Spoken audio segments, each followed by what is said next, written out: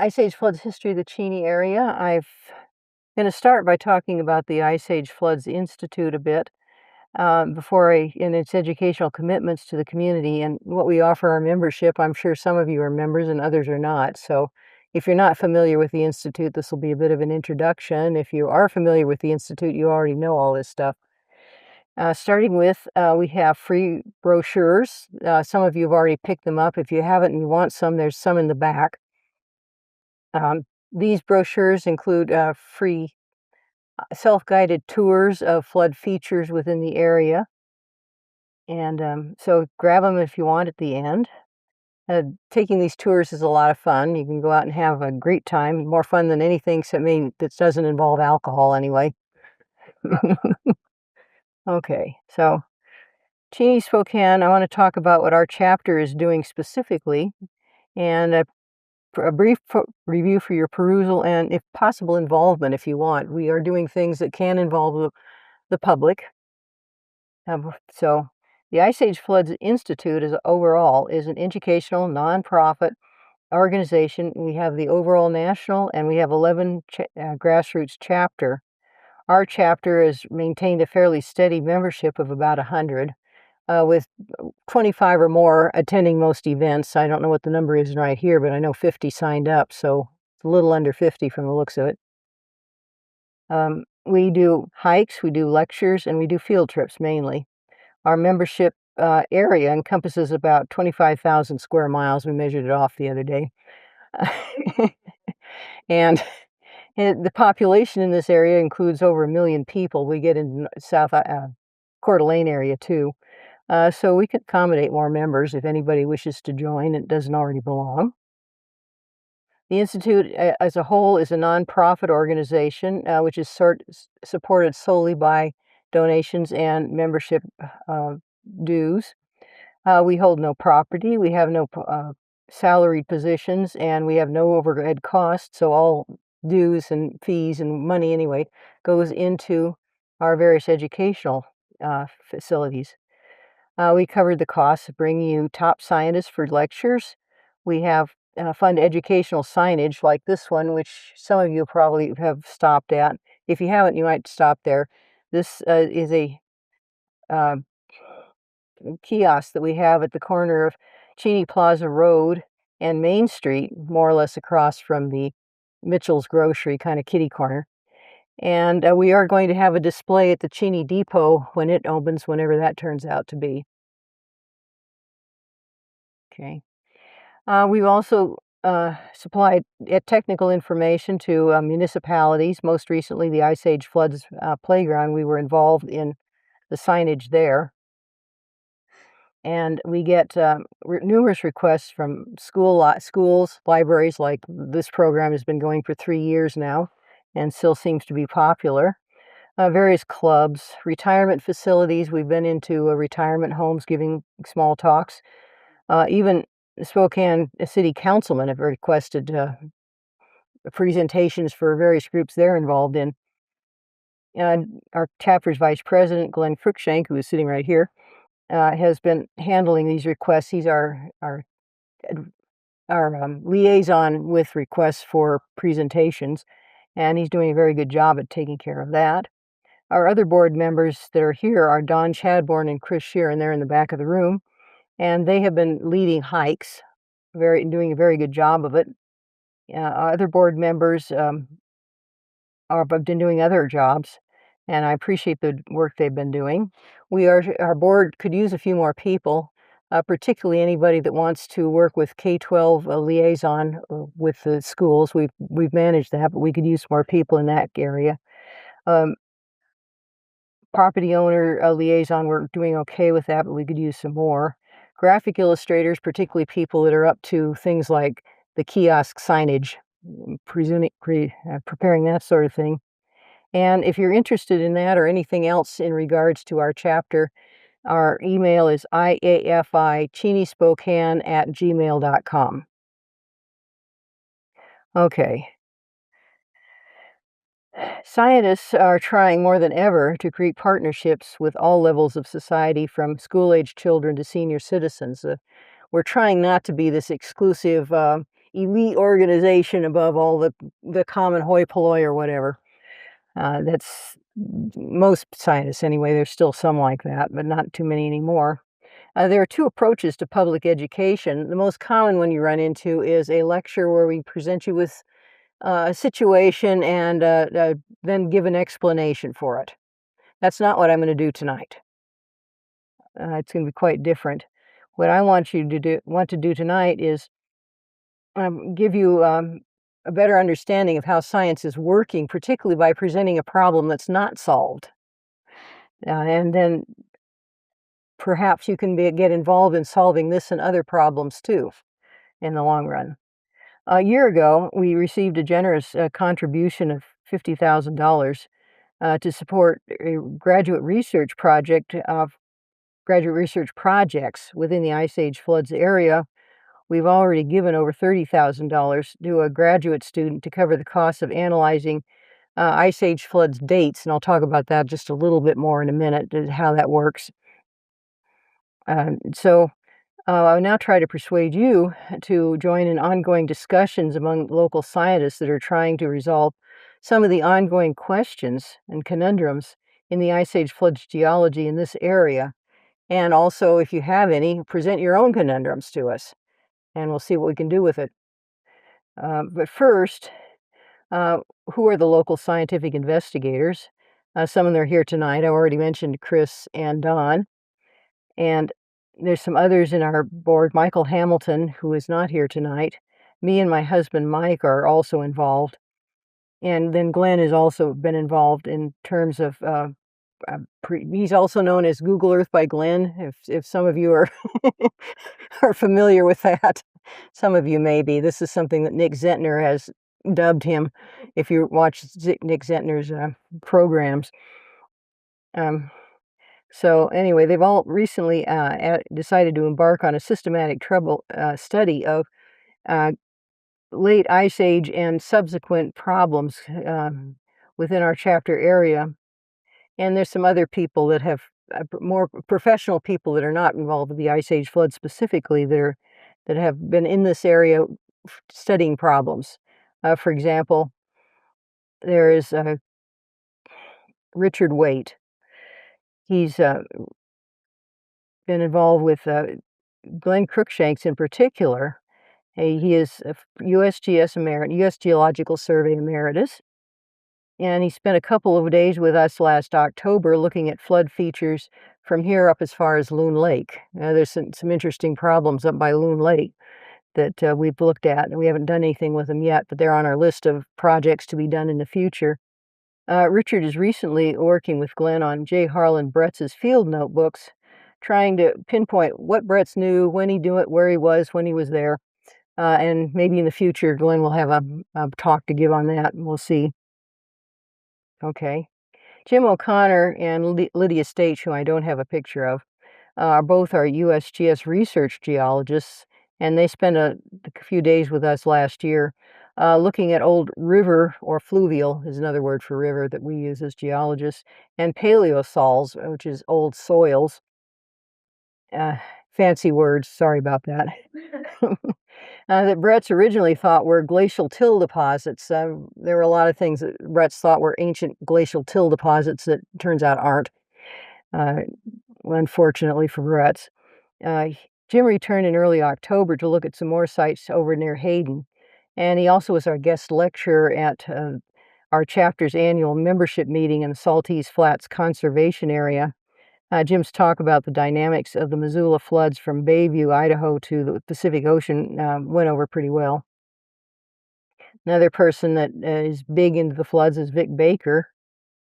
He's at the University of Arizona at Tucson, and along with Bruce Bjornstad, who has led or co-led a number of trips in this area, spent several days during the Labor Day weekend a few years ago. Labor Day week, it was 4 or 5 days, touring our flood research area from Idaho, culminating in a whole day in a boat on FDR Lake, looking at mega flood deposits and also what we interpret as atmospheric floods rather than mega floods, flash flood type things over on the lake. Isaac Larson is University of Massachusetts at Amherst, and he came with a graduate student. And this is the one that received the funding from our chapter to do research. What she is doing is surface dating of erratics. This is a fairly new technique in which you look at erratics that have been sitting around since the floods, so they've been exposed to the surface and cosmic radiation since the floods. You take a sample, the longer they've been exposed, the more altered they are with beryllium, isotopes of beryllium. I don't know the details well enough to explain it to you, but they can analyze them with very fancy and expensive machinery, and therefore it costs because it's expensive machinery. And with those analyses and some very fancy mathematics, they can tell you how long ago those surfaces were exposed to the sun or the cosmic radiations. This is the only way we can get really good dates on when the floods occurred, because no other technique is really available, or at least in this area. There's some other techniques that don't work, but we don't have any good dates for when the floods came through here, so this is really important information when it comes. It was supposed to come last fall, and those samples were in line to go through the machine, which is down at Lawrence Livermore Lab, and just before they got to our samples, these samples, the machine broke. So it was a while before they got the machine back together, then the machine's back together, and the samples were finally run, and the results are supposed to be coming to us any day now. So I can't tell you what the results are. However, Glenn is going to give a talk up at Deer Park, and by then he should have the information. And so if you want to find out what the results of these samples were, go to Deer Park. Okay. Anyway, another person who's been out here and is involved with us off and on is Jerome Lessman, who is at Vancouver Island University. He spent a weekend in early summer looking at our local flood geology and comparing it with what he has, and he was impressed with our research and has some new interpretations regarding we had some new interpretations regarding the formation of the Spokane Valley, which, if you attended our jamboree a couple of years ago, that was one of the things we focused on at the time. Our board members in general have been involved in everything from distribution and age dating of flood and glacial erratics, which I just talked about, to looking at giant current dunes, establishing the extent of the ice sheet, to periglacial. Periglacial means the area right in front of the glaciers, which are pretty frozen up, but they aren't actually covered with ice. So that area.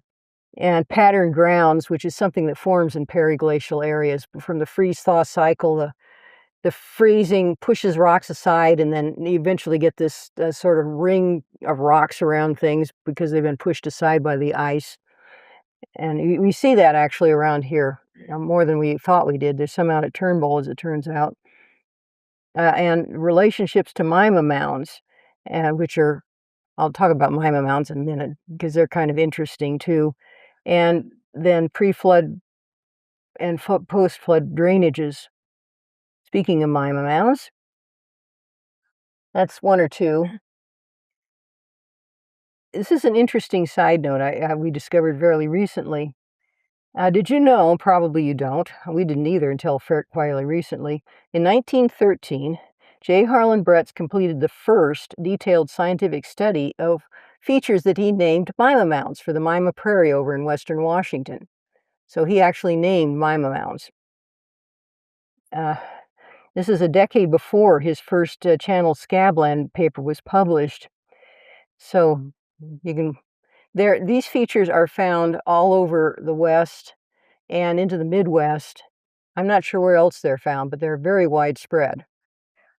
Our ongoing study of Mima mounds, which are younger than the floods, so this is not a flood feature, it's a post-flood feature. In Spokane County is perhaps the most interesting of the post-megaflood features we've found.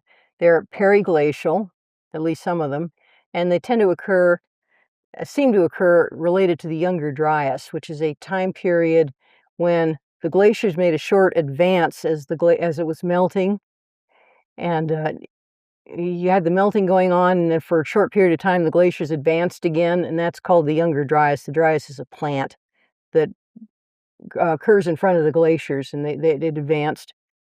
And so this was 11,700 years ago or so. And we hope we can get you involved with the Mima Mounds too, because they're a real mystery.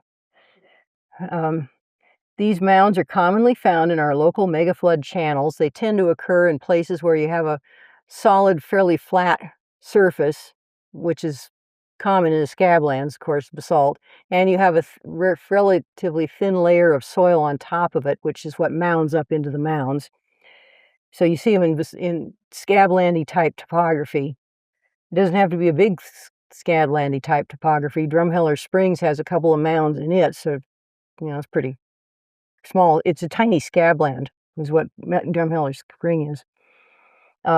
And on hilltops, sometimes Fancher Butte, which is just west of Medical Lake, has 2 or 3 mounds on top of it, which is a little weird. These roughly circular convex forms are known to have variable morphologies and organization, and commonly form striking landscape patterns like the one here. This is the Mima Prairie. Despite this, more than 100 years of investigation, consensus on the origin of Mima mounds remains elusive. Everybody has their favorite theory, and they'll defend it to the death, but there's no consensus, and it's possible they form in different ways in different places. This is one of the more popular ones. I've never really understood why. Hypotheses such as vegetation anchoring, and then the sediment just blowing in and collecting on the anchored vegetation is one of the ones that's fairly popular. Burrowing rodents, gophers seems to be one of the big ones, one I've never been crazy about, have gained favor. However, extreme variation in both characteristics and arrangement of mounds pose challenges for understanding their genesis. A lack of comprehensive mound inventories obscures the identification of patterns in association with geologic, biologic, and climatic features. We kind of need if somebody's really going to get into these things, they really kind of need to study, or at least inventory them, where they occur, what the kind of circumstances under which they occur, where they don't occur. Those sorts of things have never been done on more than just a local scale. My mounds are like this, therefore they occur, well, is that the same thing as where they occur somewhere else? That hasn't been done. Consequently, these constraints have led to inconsistencies in our understanding of Mima mounds, including our ability to correlate variations with potential controlling factors. For instance, well, I'll get to that in a minute. Would any of you be interested in helping us dig trenches through some of these mounds? If so, if we get into digging trenches, we'll send out an email, and anybody that wants to volunteer to help can. We might do that at some point. Years ago, some EW students in the archaeology department excavated some Mima mounds with permission from the BLM at Escure Ranch, and found charcoal rock ring in the pits, which suggests that they didn't form all at once. They must have formed, and then the Paleo Indians, used one for charcoal, building a fire, and then that got buried. Okay.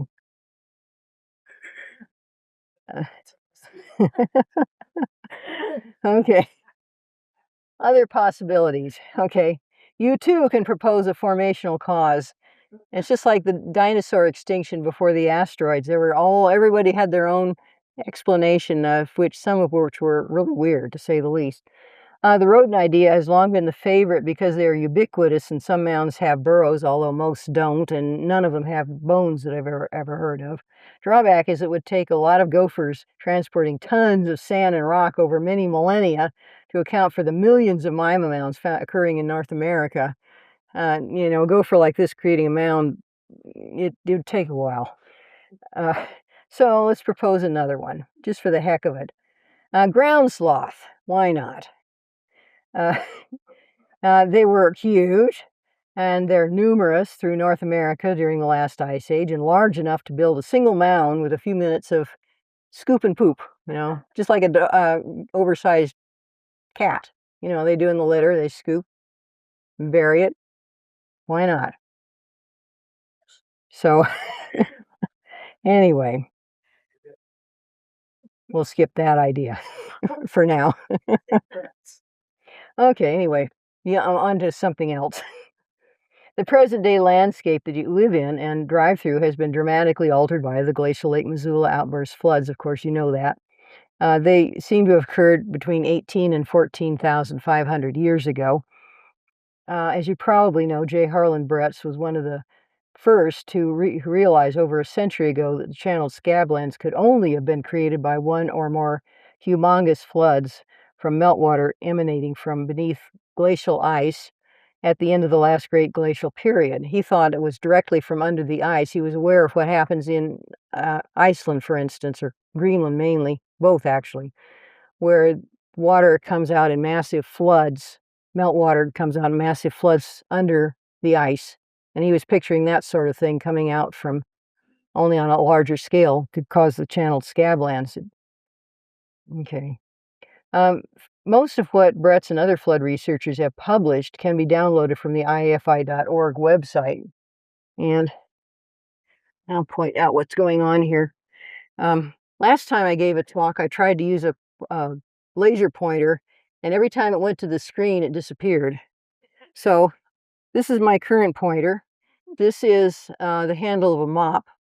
So it's long enough and it's lightweight. I mean, yeah, it works very well. So anyway, this is the Ice Age Floods website. Under resources, you can go down to IAFI documents, then other resources and maps, and then technical articles. And under that, you'll find quite a pile of technical articles, and you can, from them, pick out anything you're interested in, either by author or by date or by title or whatever you choose. You got a long list down there. You can even pick out J. Harlan Bretz's PhD thesis if you are so inclined, and download it if you're so inclined. Okay. And along with the Channel Scabland research for the past 100 years, this is just not an article that's in there, not anything special, anything other than that. Among the major contributors to the Ice Age floods, other than the ones I've listed, are some local scientists from Eastern Washington University. Dale Stradling, who unfortunately died in 2008. Dale, where's Dale? There's Dale. Gene Keever, who has led many field trips and given many talks to our chapter, so a lot of you are familiar with Dale. Mike Hamilton has also led many field trips in our group, and he's one of our board members. He's not here tonight. And then this is Bob Durkee, who was the Washington Geological Survey scientist for this part of the state until he retired a number of years ago. And that's my husband. So anyway, they've all been active in this area, and Dale and Gene have published quite a few articles before Dale died. So they mapped Bob and Mike Hamilton have mapped quite a few of the geology in this area. And this is one of the things that was compiled that they were involved in. They were instrumental in creating the Ice Age Institute. Gene and Dale were both part of creating the Ice Age Floods Institute and founding this chapter. And one of the products was this Ice Age Floods of the Pacific Northwest poster that has been very popular with our members. And I want to point out one thing about it.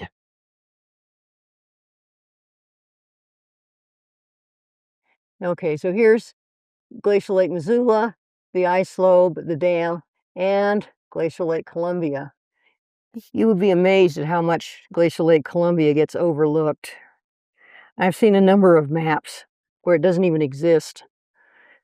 And it's dammed up in the Grand Coulee area by a different lobe, the Okanagan lobe, which blocks it from the Grand Coulee.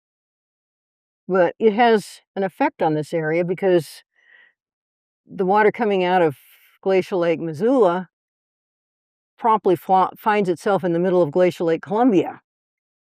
And it's not like it's coming out into an open, waterless area. It's got this other lake it's emptying into, and then it comes out into the scablands and all that. So that's a factor that a lot of people are mostly ignoring.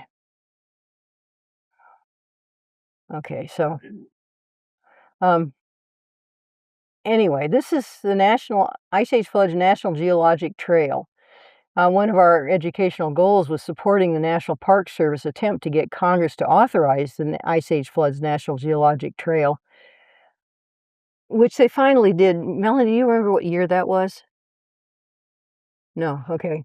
Anyway, it was 10 or 15 years ago. They finally authorized the trail. What they didn't do was give it any money. So there we sit.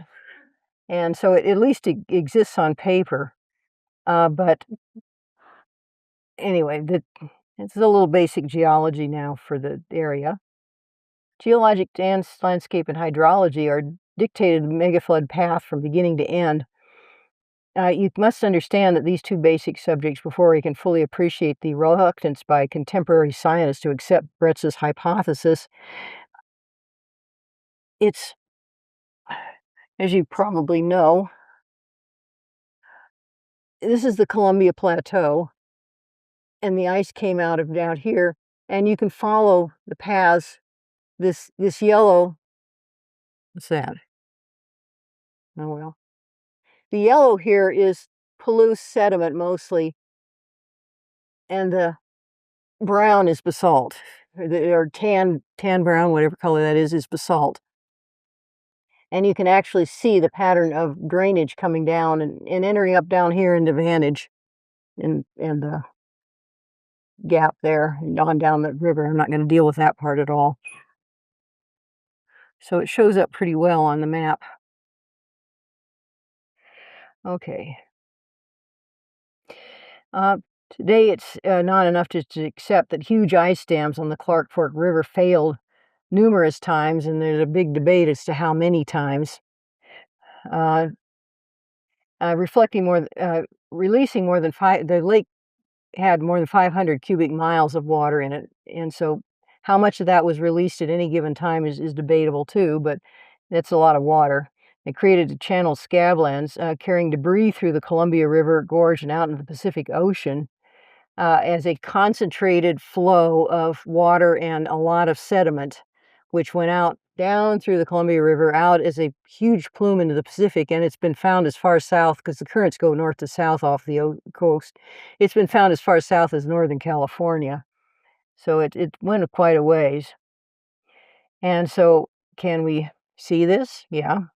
An interesting way to see it is the National Park Service did just that in a 3.5 long animation summary of the Ice Age floods without speaking a word. They released this just a few months ago, and it's short, so I thought I might show it.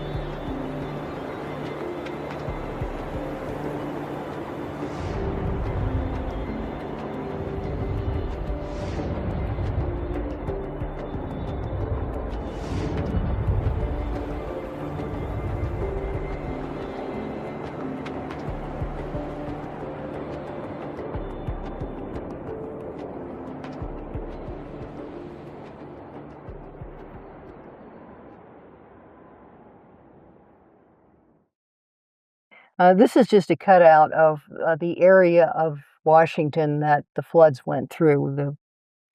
The channel, the mega flood scabland area particularly.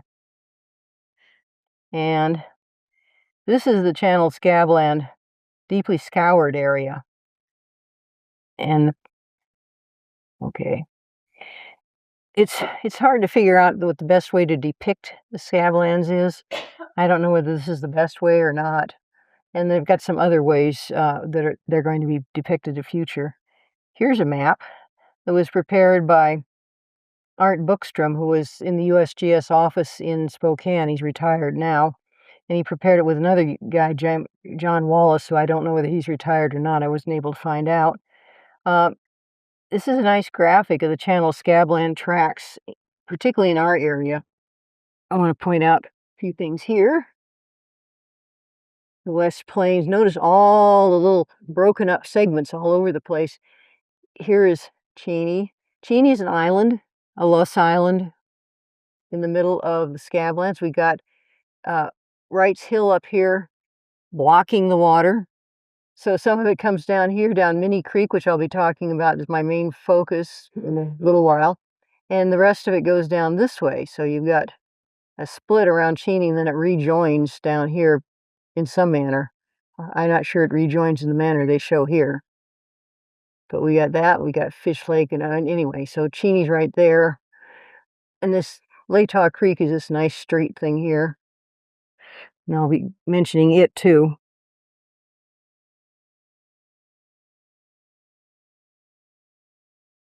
A close-up of our area. I already pointed out the critical points there. Oh, if you're interested and don't know it already, the 4 lakes that Fore Lake is named for are Meadow Lake, which is right in here and doesn't label, Granite, and okay, my mind just went blank. Willow Lake, Granite and Willow Lake, and Silver Lake.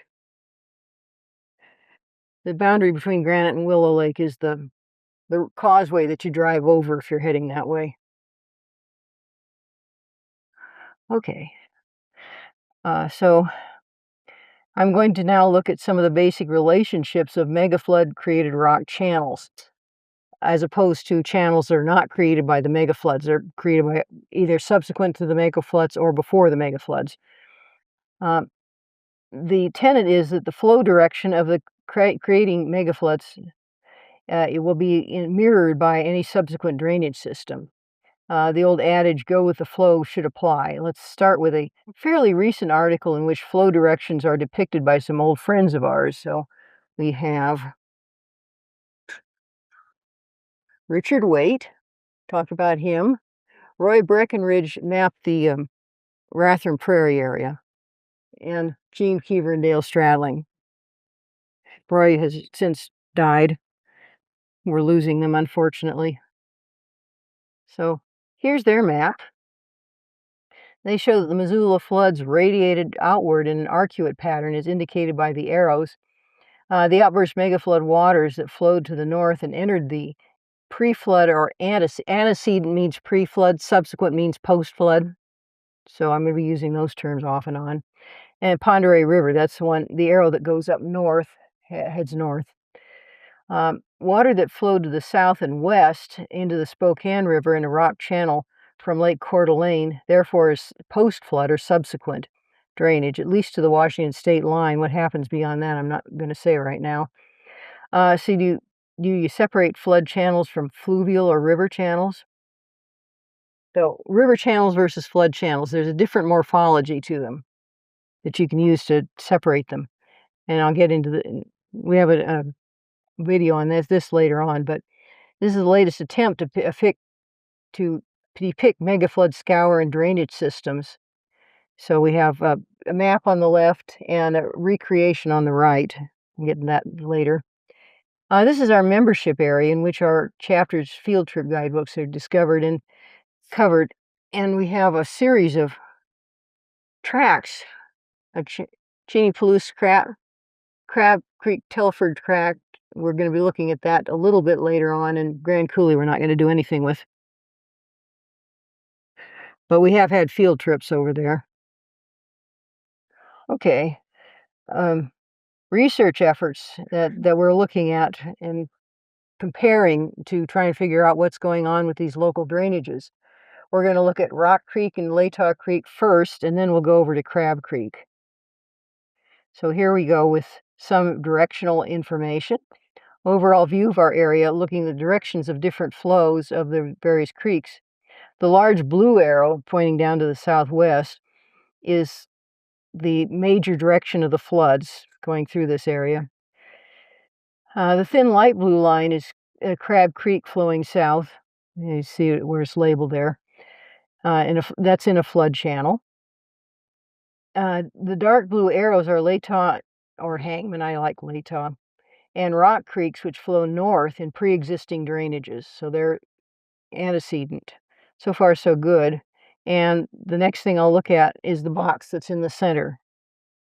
And then I'm going to go back to those three creeks. Okay, here's a map that was Bruce Bjornstad prepared of mega flood flow depiction in and around the bedrock step toes. Step toes are basically mountains of older rock that stick out above the basalt. Just thought you'd like to know the drainages from the step toes, and again we see this split. Wright's Hill splitting, and Cheney down here, and Minnie Creek, one I'm going to focus on in a little while, is right there, that drainage.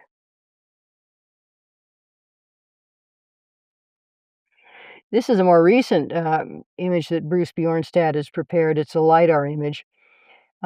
It shows that just east of the bedrock step toes, the arrow depicts a southerly flow down and across Minnie Creek, which is, again, it's a little different orientation, but this is the Minnie Creek drainage. And Cheney is just off the map down in here.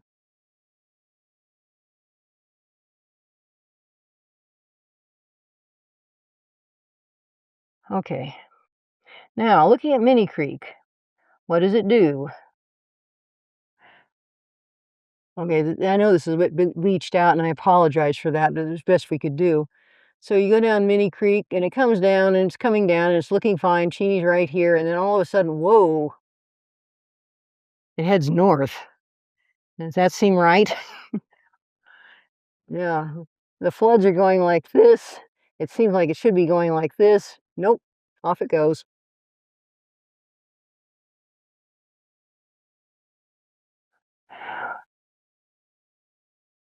What's the red arrow? The red arrow is the direction it seems like it makes sense for it to go. And that is actually heading out into scablands. That's heading out south of Cheney. You know, if you head out that way, you're in scablands. Where is the juncture of that turn? That turn is, it's really complicated, but the trouble with Minnie Creek is it's almost all on private property, and it's been rearranged by owners of private property such that you don't really know where it started. But it's about south of Yokes, out in the meadows in that area, south of Yokes and over where the railway is, and then it cuts across and it comes up kind of by Anderson Road. I'll show it a little better in some future. Well, I have a video that will show it better. I mean, I don't know exactly how much it's been rearranged, but it's roughly probably close to where it used to be. So, and then it goes up the railroad tracks, the one that the Columbia Trail is paralleling. So it has what looks like a clear route to the south, and yet it does that. So here we go again. What else does it do? It does this other weird thing.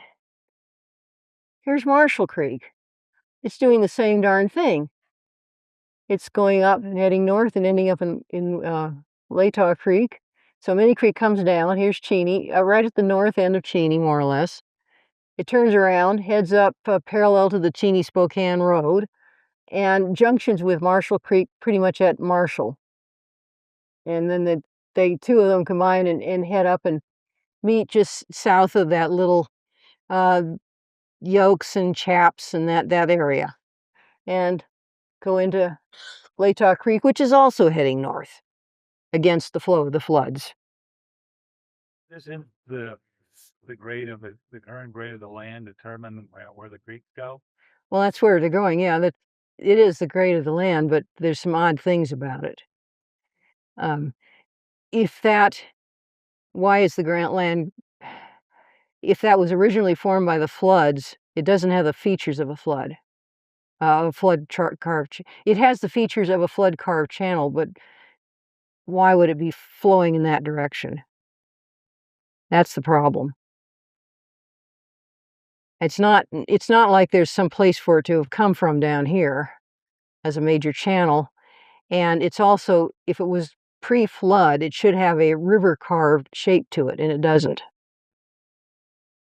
And the elevation, it doesn't obviously tilt down.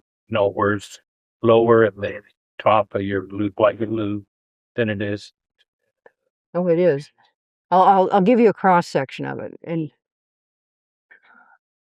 in a minute. I got to get into some erosional things first. What's going on here in terms of creating it? Floods are going to prefer all water flow, and to a lesser extent wind flow. It's going to take advantage of weakened material.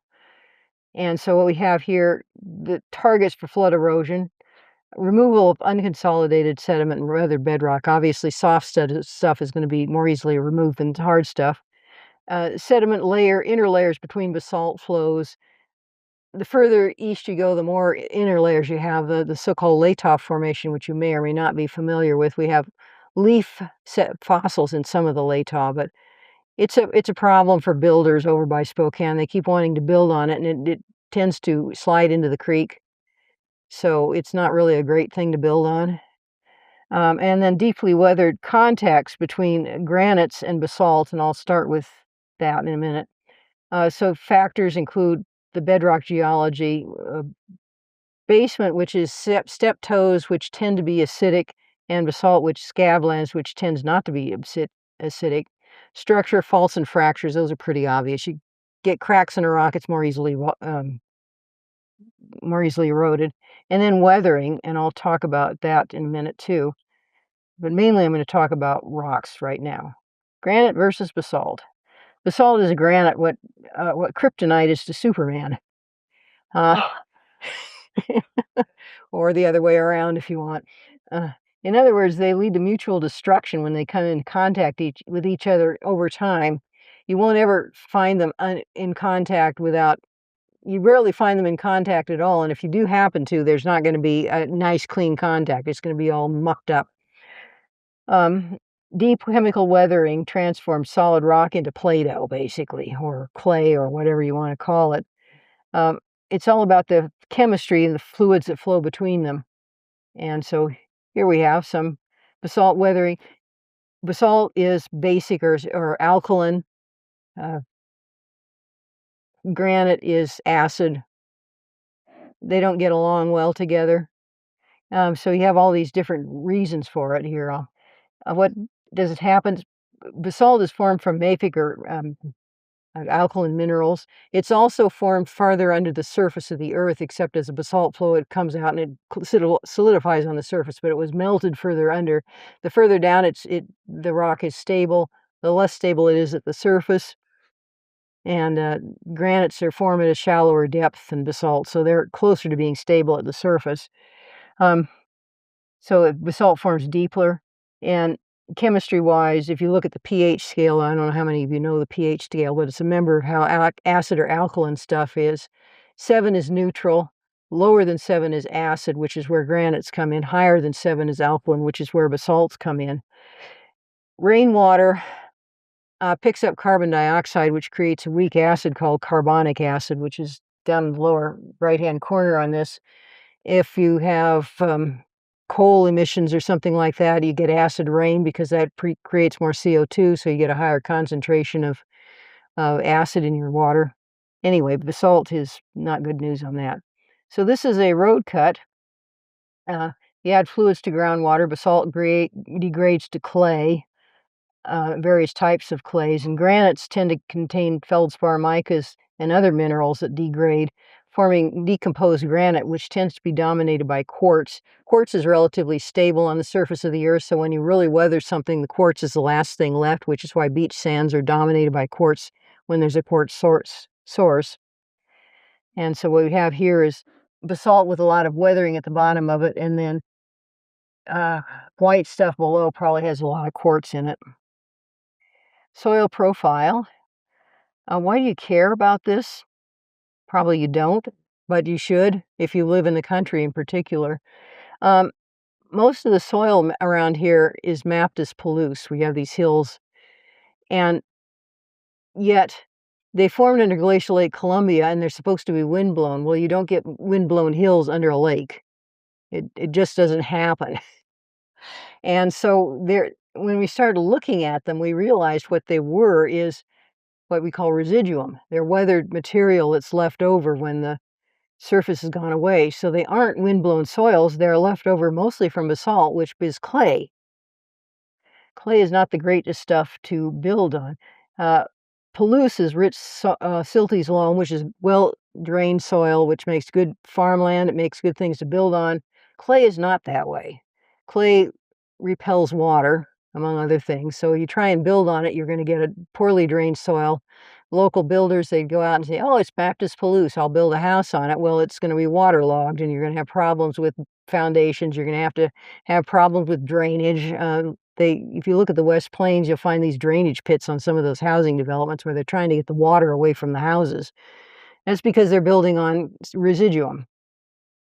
And so they have catchment ponds and all sorts of problems like that.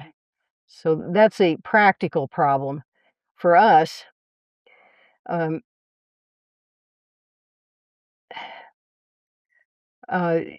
we find that for us, it's more important that we've been led to believe that the scablands located under glacial Lake Columbia were created by dynamic excavation and rock removal similar to subaerial regions to the south, and they aren't. It's not what's happening. Our research strongly suggests that subaqueous erosion removes surficial and residuum, leaving a scoured bedrock surface but no huge bedrock channels. I'll say that for another talk, but anyway, that's what's going on. Okay, so looking at geologic map, Mini Creek. It cuts off where it cuts off because that's the bottom of the map, and the next quad down, which is Cheney Quad, has never been mapped. So this is the north of Cheney Quad. Mini Creek comes down. This is the step-toe basement rock that's acidic. This brownish stuff is basalt, and so you get weathering between them, which tends to go to clay, and so we get the channel Meadow Lake there, and Mini Creek comes out of it, and it's swampy because it's on clay. And if you looked over that area, particularly in the spring, it tends to get really swampy, and then in the summer it dries up. But Meadow Lake is the source of Mini Creek, which comes down here, down here, down here, and then back up over here. And Queen Lucas Lake and on up there, which if you drive the Cheney-Spokane road, you more or less parallel it.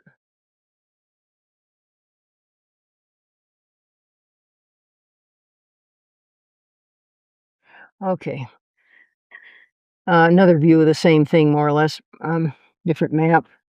But so that Queen Lucas Lake is down in there where Marshall is? It's between, when you go down Cheney-Spokane Road, just before you go down the hill into the valley, Queen Lucas Lake is in there. We had fire in Marshall a number of years ago, and I watched planes using Queen Lucas Lake to pick up water and dump it. It's that deep. Well, it's not real deep, but it doesn't take a deep lake to scoop water. Okay, so anyway, here is another view of it coming down here and then back up through here and on up, and there's Queen Lucas Lake again right there. And that's that big broad valley with the railroad in it, where they periodically park train cars for months on end. So anyway, in the headwaters, near Meadow Lake, Mini Creek is very low gradient, and low gradient streams meander a lot, like this sort of thing.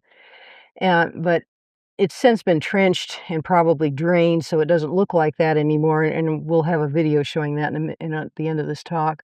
At the intersection of Meadow Lake Channel with the intensely scoured channel scablands to the south, we have this problem of it doing that.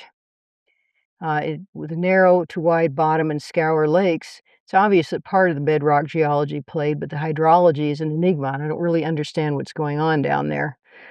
So we're going to look at some detail on that in a minute. The north end of the okay. There's no big obvious reason why it couldn't have continued on south. Okay, I did a talk here a few years ago on formation of scour lakes, and I did not do Mini Creek. There's a reason I didn't do Mini Creek. I didn't want to get into it. Okay, anyway, I did this one 2 years ago. I mentioned at the time that some of the drainage is seemingly created by the mega floods flow in the wrong direction. Well, this is one of them. Okay. Okay, I don't want to do that. Ultimately, tonight's talk is a local example, but let's skip that. Okay, physiographic features. Antecedent drainage, one where the drainage was there before the floods and the floods may or may not have modified it. What would you expect to see? Antecedent drainage channel direction is at a high angle to the mega flood flow. It's not following the direction of the floods. It has smaller dendritic drainages entering from the side, so it's not just a channel. It's got stuff coming into it. Meanders are deeply entrenched, particularly in the upstream direction. And megaflood scabland planation, the flattening of the floods, is a higher level than the entrenched drainage. So going back to these three, well, those two to start with. Layton Rock Creek are characterized by deep, steep, entrenched bedrock, meandering dendritic channels, typical of drainages developed on a low relief plain formed after the mid-Miocene, or 16 million year old, Columbia Platte River basalt group. So this is a typical antecedent pattern. We have Hangman Creek going up at an angle to the floods. It's deeply incised into the bedrock. It's got tributaries like Rock Creek coming in at an angle, pointing in the direction the stream is flowing. That's typical of most streams. Very typical antecedent stream. It was there before the floods, as was Rock Creek. So no problem there. Floods may have backed up on it, but it was already there. Then there is Crab Creek. Audubon Lake Wildlife Refuge is just north of Reardon, is the only known flood scour chabland channel lake system that is ahead of three separate drainages: Crab Creek, Deep Creek, and Spring Creek. It's very strange in that way. Deep Creek is the eastern end, Spring Creek at the north central side. I'm not going to talk about it at all. And Crab Creek at the east end. Tonight we'll be focusing on Crab Creek drainage as an example of a subsequent drainage. This was formed by the floods. It has all the typical features of a stream formed by the floods. Okay. So here's a topographic or geologic map of the area. My husband Mike and I mapped the geology in the Reardon area many years ago and found that the Audubon lakes are underlain by deeply weathered granite, that's the red, and the brown grayish color is basalt. So we've got the two different types of rock there. The floodwaters between Glacial Lake Columbia scoured out the deeply weathered material, forming a spillway divide, and Crab Creek went off to the west. This is not Crab Creek, it's a different creek. Well, okay, anyway, that shows you Crab Creek going one way and Deep Creek going the other way, following the directions of the flood, but after the flood. The headwaters of Crab Creek drain the western side of Audubon Lake, while Deep Creek drains the eastern side. These are good examples of post-flood subsequent drainage within a broad basalt low-relief rock channel. Okay, this is a typical underfit stream. It's just a picture I pulled up. Underfit streams are ones that don't fill their stream. They're way too small for the channel that they're in. and they go. This is within a mega flood created channel, typical mega flood created channel. You notice that it's very broad. The sides are very steep. A typical river created channel will have a V shape, something like this. Flood channels tend to be like this. And so this is a mega flood created channel. It's not entrenched into the bedrock. About the best example you're going to get of a flood channel with an underfit stream. So on to the Mini Creek mystery. In keeping with all this, I'll now engage you in a local drainage system that lies within view, Mini Creek District, or why does a perfectly behaved subsequent drainage suddenly turn against its creator and join forces with another ill-directed creek named Marshall? Anyway, so problems here. What's going on? Okay, first, some basic information. Somewhere between 17,000 and 18,000 years ago, probably. We'll get our dates hopefully very soon. After the floodwaters were split by Wright's Hill out of Meadow Lake, just south of Four Lakes, an underfit, youthful stream emerged and headed south down a lonely stream canal valley, slowly in a tight meandering, probably, pattern originally.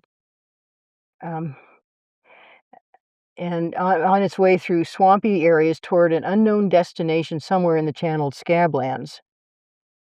Despite its diminutive size, it was actually named for Minnie Maria Bassett, not for the size of it, who drowned in a spring several miles west of Four Lakes on July 19, 1873 at age 1.5, so namesake is a little bit sad. Okay, so Mini Creek suddenly turned rather abruptly, left its southern sojourn toward the Palouse River, which is where it would have ended up if it kept going, and went over the fall, would have gone over the Snake River. So why? So here we have the route of Mini Creek, more or less. Here's a cross section. Stream profile. Mini Creek, what did it do? It went flat up through here, very low gradient, would have been meandering originally, although everybody that's owned parts of it seems to have trenched it and straightened it out. And then it got down here to Cheney and it gets all weird.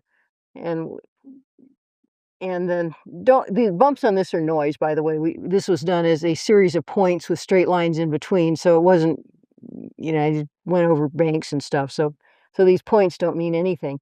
But when you get down here and start turning up this way, all of a sudden it starts dropping fast. So that's a pretty steep channel. So clearly Mini Creek did not do that. It's also a flood channel. It's got the morphology of a flood channel. It does not have the morphology of a river channel.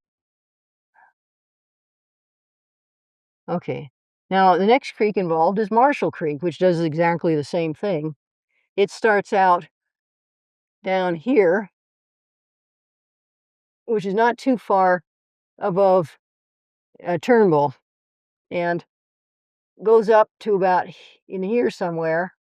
There's no access to this area. I have no pictures of it. I have pictures on Mini Creek, but not this. This is all private property and inaccessible. Then comes up and joins Mini Creek right there, which is at Marshall, and then takes off and joins Latah right up there.